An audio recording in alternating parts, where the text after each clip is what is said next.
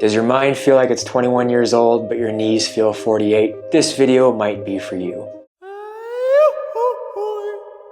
This is definitely one of my favorite times of year when athletes tend to transition more towards snow sports and winter in mind. If you're looking to ride longer, gas out less, and stay injury-free all season long, this is the video you need to watch. In this, I'll be providing my recommendations, utilizing evidence from scientific journals, and the most bang for your buck techniques. If this is your first time joining us, my name is Mark. I'm a doctor of physical therapy, a snowboard instructor at Mount Bachelor, and an avid, passionate snowboarder. I am one half of Mobility Duo, and we do one thing, and that is to provide evidence and education to keep you snowboarding until you are 70+ years old. Before we get started, I just want to say the best program that you can follow is one that you will stick with. Now, we do provide many different programs for a variety of athletes and equipment available. Again, I always recommend use something that's going to keep you motivated and that you're going to stick with. And lastly, pick 2 to 3 of these that you can apply to your life and make these positive changes now. Today's video is brought to you by Element. Yes, Element, we don't take many supplements, but the ones that we do, we truly love, and we've been using them for years. Check this link out. I promise you will enjoy it. It is a free sample pack. Yes, you do need to purchase a little bit, especially during the season. The last thing you want to be is dehydrated. Check it out. It's delicious.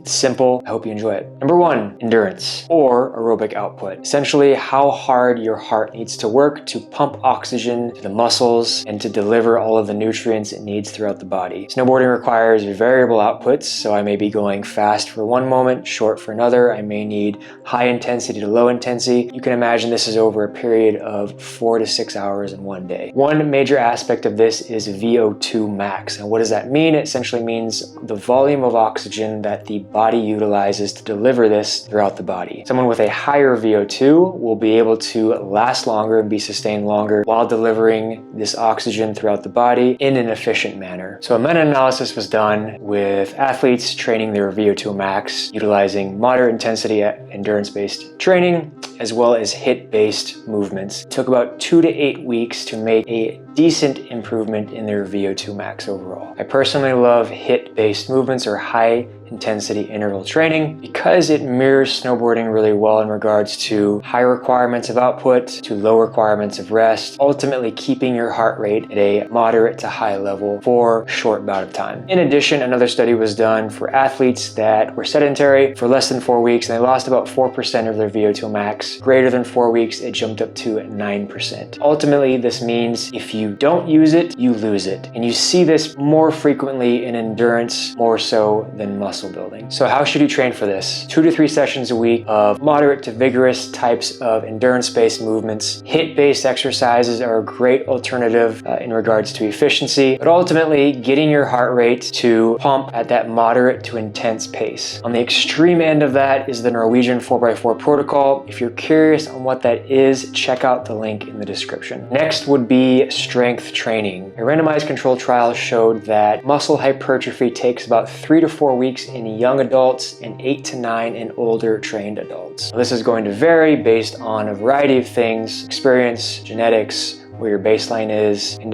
many other factors. One thing we are certain of is there are immediate neurological changes in regards to strength and the perception of muscle growth early on. In addition, those who are sedentary, strength gains are lost usually quicker than the loss of muscle overall. In regards to frequency, 1 to 3 times a week of strength training, ideally 5 or less sets per major muscle group to show significant increases in muscle hypertrophy. We strength train overall to hold positions longer, to last longer on the mountain, to stay injury-free, to progress, to improve as a snowboarder overall. Third is mobility, flexibility. Yes, it's in the name. It's one that I've either found athletes truly love, or they just avoid it overall. And just to clarify, flexibility is passive range of motion, mobility is active range of motion through or under a load. Studies show that after 2+ weeks of consistent flexibility or mobility routines 3 to 5 times a week, you can see some positive changes in not only range, but your ability to move a load or resistance under range as well. In regards to mobility, you can do this by holding resistance through the range or working on holding resistance at end ranges for the joint and tissues. This might be beneficial if you are trying to get out of a position at end range, or if you need a little bit more mobility or flexibility to complete a trick overall. And for those, especially as we get older, that range tends to lessen. So not only is it for improving, but it's for maintaining as well. Number 4, speed and agility. This is not one that I see many athletes training, but it is one that I feel is a major gap in overall training. This tends to see measurable declines midlife, especially after the age of 60. So how many of us have needed to make quick adjustments on a board to avoid a feature, avoid a child, to ride out of a trick or a landing? It's very, very important that we have those quick adjustment abilities. Some things that we can do are short sprints, we can do ladder work, we can do change of direction drills, or work on our VOR system just for overall balance. Speed and agility training, I like to see 1 to 2 times per week. Number 5, plyometrics. If we are jumping on the mountain, we should be jumping off the mountain. I think plyometrics speak for themselves on what they're doing and how they help. But essentially, many of us are working on tendon stiffness, efficiency and force and energy that we create through the tendon, as well as injury prevention with the amount of force and load that we have to undergo on the mountain. The minimum dose I would use for plyometrics are about 1 to 2 sessions per week for 6 to 8 weeks, and about 100 to 120 ground contacts. So these are some of the minimum effective doses that I would usually utilize with athletes who are starting out.